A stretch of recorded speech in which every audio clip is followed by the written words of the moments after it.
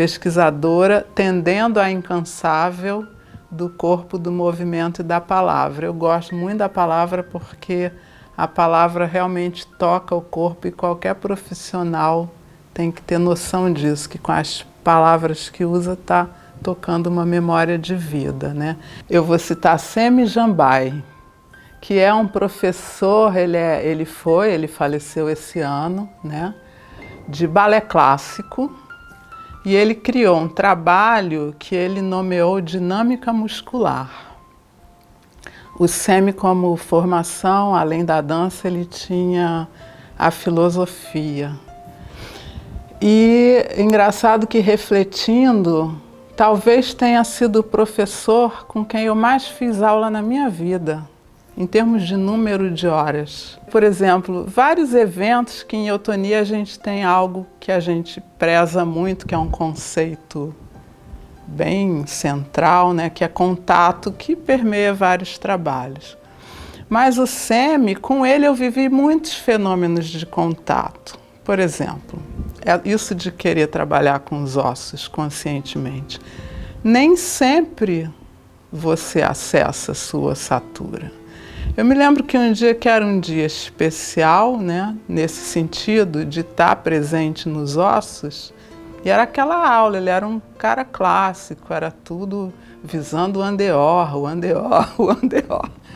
De repente ele chega perto de mim e diz: do jeito que você está fazendo aula hoje, eu estou até vendo seus ossos. O tempo de aula dele me permitia perceber o que é uma cabeça do fêmur encaixada no acetábulo do ilíaco. Que excursão ela pode fazer, né? Pelo tempo, sabe? Tinha coisas que a gente discordava, que depois eu senti que ele foi mudando, sinceramente. Aquela obsessão do Andeor, Andeor, Andeor, eu vi ele mudando, porque uma articulação que roda bem para fora é uma articulação que roda bem para dentro também. E aí eu vi que essas proporções na aula dele foram mudando. Porque a Angel foi minha primeira professora. Nos cursos livres, né, na época eu era estudante de arquitetura, vinha correndo do fundão ou de carona, correndo não, para a aula de 5h30, que era curso livre dela, e muita gente pediu um curso de formação e eu fui da primeira turma que eles organizaram, ela, o Klaus e a Teresa Daquino. E a Angel sempre dizia que a eutonia era o melhor trabalho corporal que ela tinha conhecido. Então aquilo ficou como uma referência.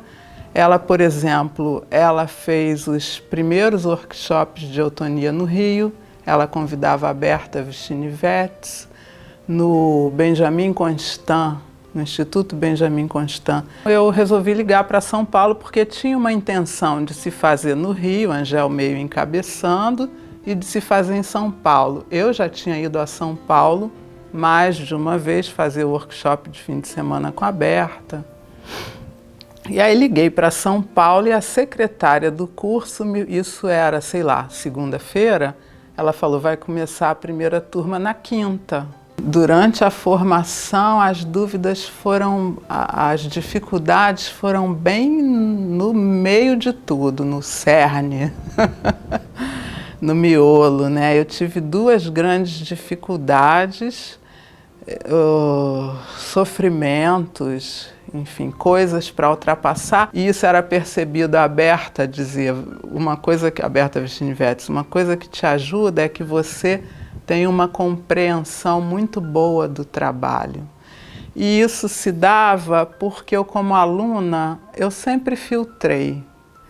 Eu podia ver, pô, esse cara é bom, ele é bom professor, mas esse peixe aqui que ele está vendendo eu não compro não. Mas isso não invalidava o bom que ele era. Eu nunca achei que eu tinha que comprar o peixe inteiro. As minhas dificuldades foram as dificuldades que a gente passa num processo de aprendizado que inclui uma verdadeira transformação. né? Então, meu casamento entrou em crise, a gente não se separou aí. Eu fui me separar, eu já era eutonista há muito tempo, mas ali na formação deu uma coisa muito sofrida.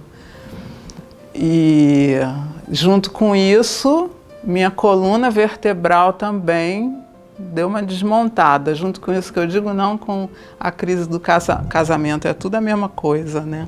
E ninguém acreditava, porque eu tinha o marketing a meu respeito, no qual as pessoas acreditavam, de que comigo não acontecia nada, estava tudo sempre indo muito bem. Então, você não acredita que você tem um problema de coluna, sabe? Hoje em dia eu rio quando eu lembro, já tem uns anos também, né? Uma pessoa me ligou, mandada pelo acupunturista dela, perguntando se eu fazia RPG. Depois até fui fazer para dizer que fazia, mas na época eu não fazia. Eu falei, não, eu não faço, eu sou fisioterapeuta, eu trabalho com eutonia. Aí ela disse, então sinto muito porque eu tô com uma crise de coluna.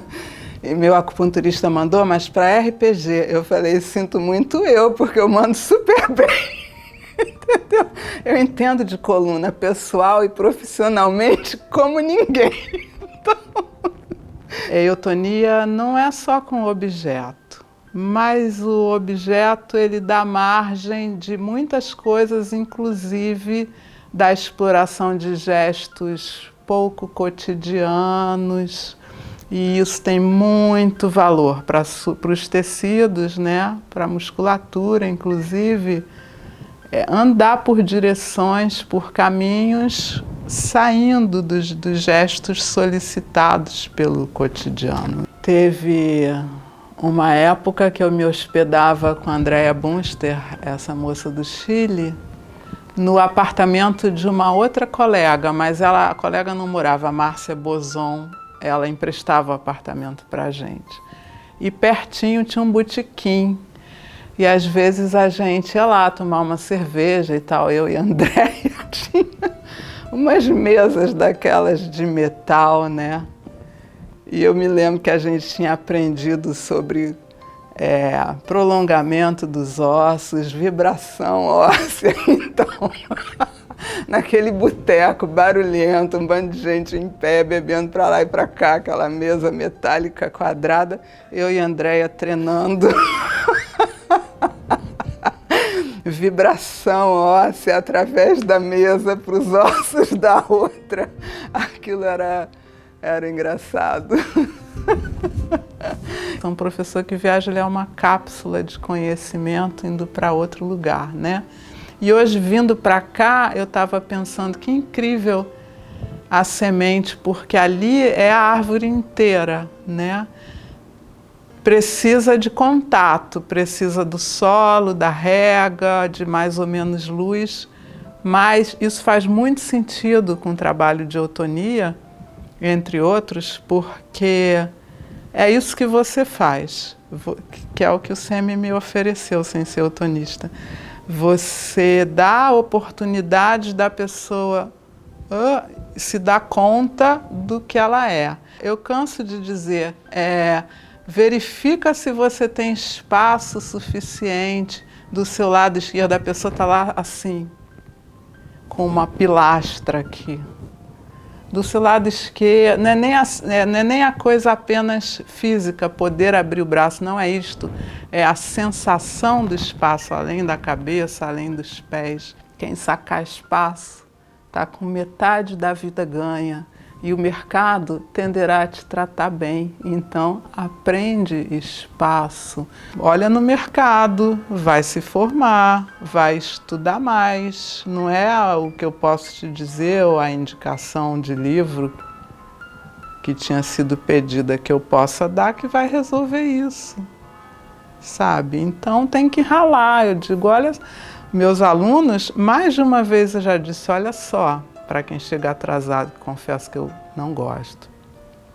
Se você vier na minha aula, você vai economizar uns 40 anos da sua vida. Porque eu estou fazendo isso, ó. Então aqui vai um suquinho que está sendo elaborado há muitos anos. Então venha na aula, faça a aula. Você tem que ter, sabe, horas de voo, você tem que ter horas de chão, horas de trabalho. Não é assim, é processo, né?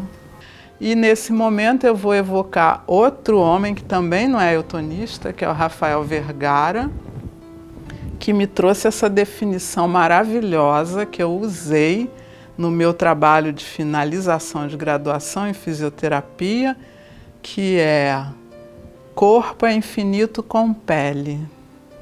Né? Então, num trabalho corporal, em qualquer atividade humana plena, né, você tem uma oportunidade de ir percebendo todo o seu potencial e desenvolvendo esse potencial que é de fato infinito. Quando você cai a ficha que você não é para ser seu supervisor, você é para ser quem você vai reconhecendo mais e mais que você é.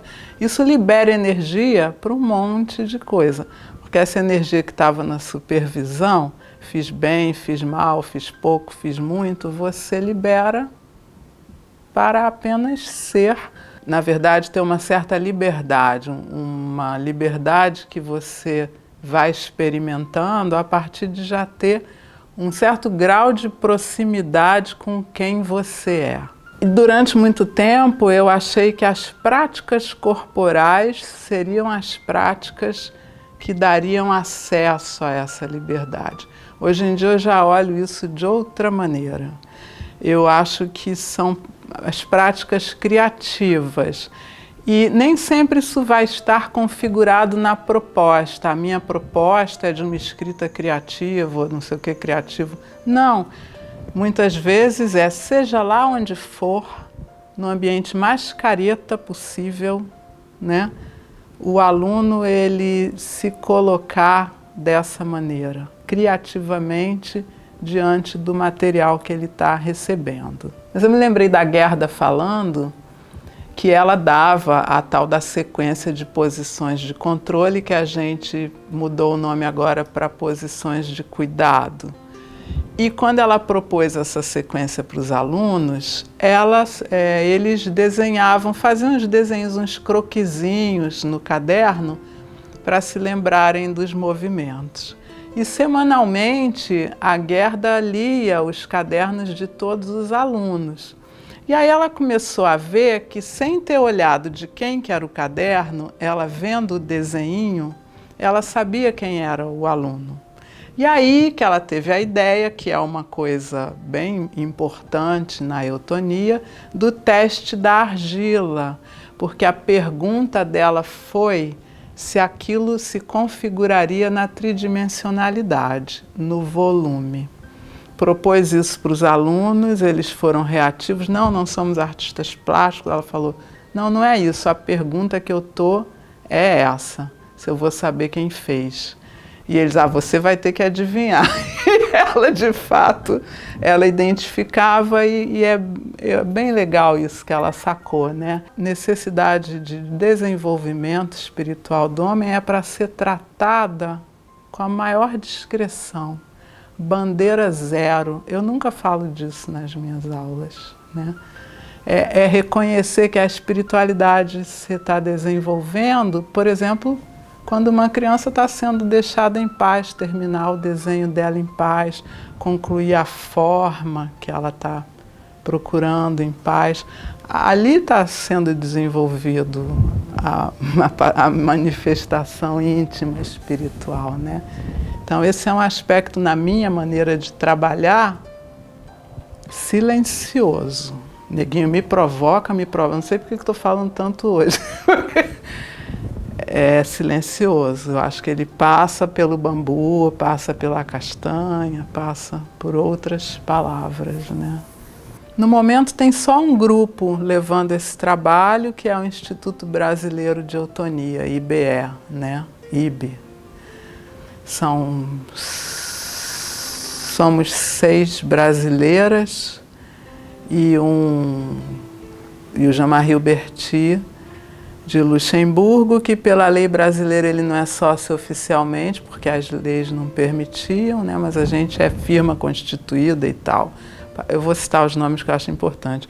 Patrícia Pernambuco, a Luciana Gandolfo, Luciana Gomes, Tereza Gomes, Gabriela Bal, o Jean-Marie Huberti e eu. Então somos 7. E é uma formação legal, de muito boa qualidade, porque a gente tem claro que tem que estar sempre mantendo esse modelo vivo. Então a gente tem uma esperteza em detectar aquilo que vai correndo risco da mecanicidade e introduzir as variações, as modificações necessárias. Com muito embate, porque graças a Deus não é uma equipe onde todo mundo pensa parecido, tem dentro da eutonia focos principais comuns de atenção. Não, por exemplo, a gente inclusive já fez acompanhamento terapêutico para a equipe mais de uma vez, né, para conseguir, enfim, manter o barco no mar. Rafael Vergara, que eu já citei aqui, que foi meu sócio, um médico com quem eu trabalhei por muito tempo, ele dizia: no contato humano tem que ter um certo grau de fricção para que haja polimento. Quando ele falou isso, eu fiquei com aquilo. Não me desceu muito bem. Falei, bom, fricção para que haja polimento, mas não para que hajam feridas, foi onde eu cheguei. Paciência, que foi deturpada nos sistemas religiosos como uma virtude, não passa de ser um atributo que te permite se liberar das ações desnecessárias. Então é muito mais um sentido de oportunidade.